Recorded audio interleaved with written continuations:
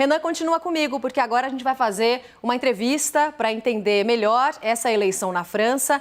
Vou trazer aqui para o nosso telão 2 especialistas que fazem a gentileza de nos atender neste domingo, para a gente fazer aqui uma roda de conversa sobre esse assunto. Temos, portanto, Kai Eno Lehmann, professor de Relações Internacionais da USP. Professor, bem-vindo, boa tarde.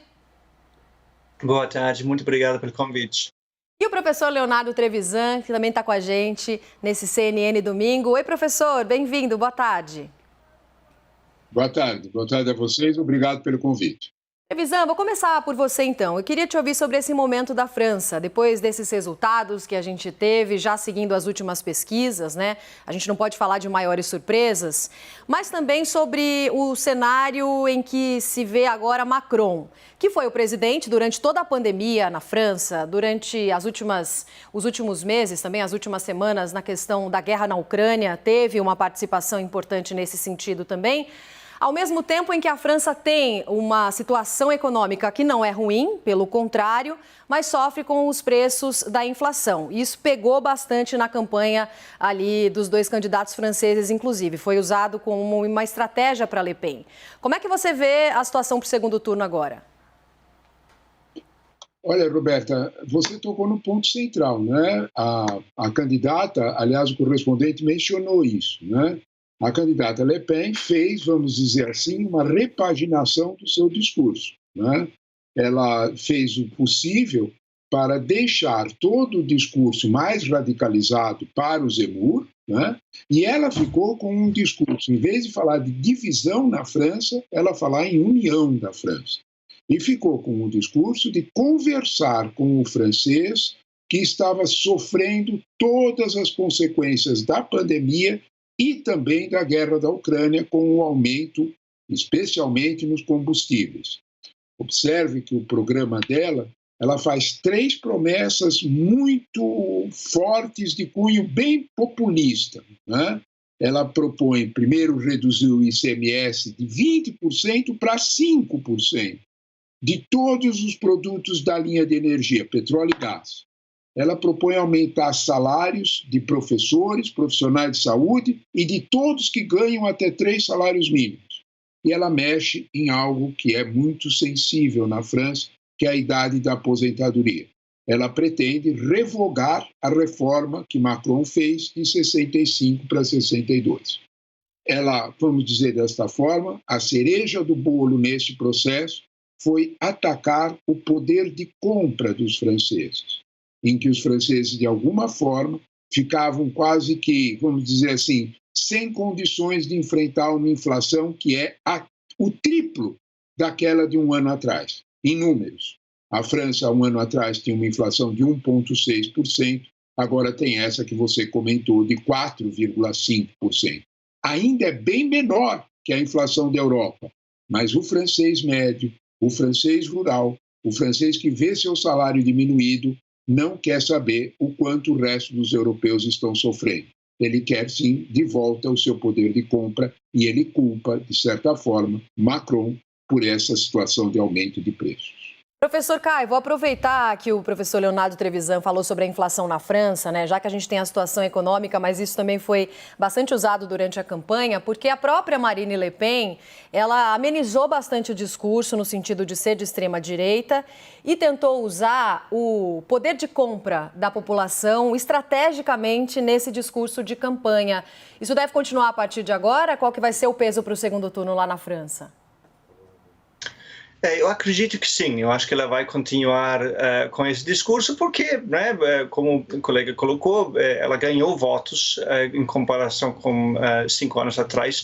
Ela teve um bom resultado, embora não tenha chegado ao ponto que eu acho que ela esperava. Então, isso funcionou de uma certa forma e né, é a pior inflação desde 1985. Pior índice de inflação desde 1985, numa situação em que, embora o desemprego na França esteja comparativamente baixo, 70% dos adultos franceses ganham menos de 2.000 euros por mês. Então, inflação, mesmo 4,5%, que no contexto brasileiro não seria uma coisa ruim, por exemplo, mas isso pesa muito. Então, eu imagino que os dois candidatos vão utilizar ou vão falar sobre esse tema. Eu imagino que esse seja o principal foco da campanha dos dois candidatos daqui para frente. Renan de Souza, vem para cá então participar dessa conversa com os professores.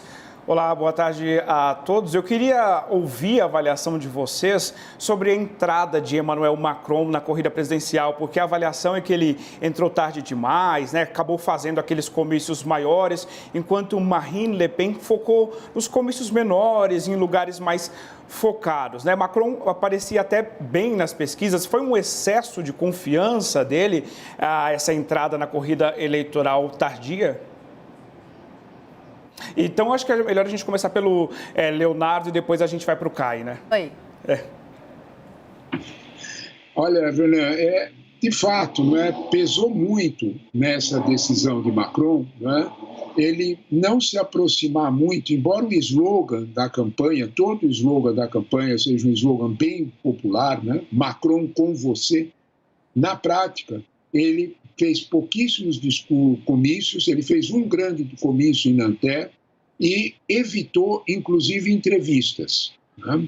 Ele imaginou, ou ele, vamos dizer desta forma, acreditou que aquele sucesso e principalmente aquela exposição dada por ele ser o interlocutor da questão ucraniana entre Estados Unidos e Putin, que de fato ele conseguiu muita visibilidade e muito apoio com subida, isso tudo importava. Claro que importava, o eleitor médio olhou para aquilo, viu a França exercendo um papel, Macron exercendo um papel. Só que, como disse o professor, Eric, isso não bate para quem ganha até 2.000 euros mês. A Ucrânia está um pouco longe. O que é que ele faz como promessa real de campanha?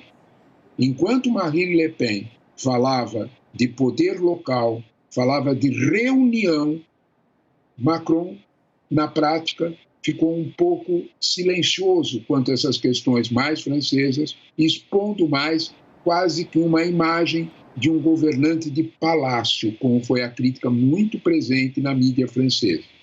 Esta situação, Macron tentou, vamos dizer, consertar, reformular a questão de uma semana, 10 dias. Era um pouco tarde demais e os resultados estão mostrando que Le Pen percebeu e ganhou espaço exatamente nessa, vamos dizer assim, nessa vulnerabilidade que Macron deixou de esquecer o eleitor baixo, o eleitor com salários mais baixos, o eleitor rural. O professor Kai quer complementar?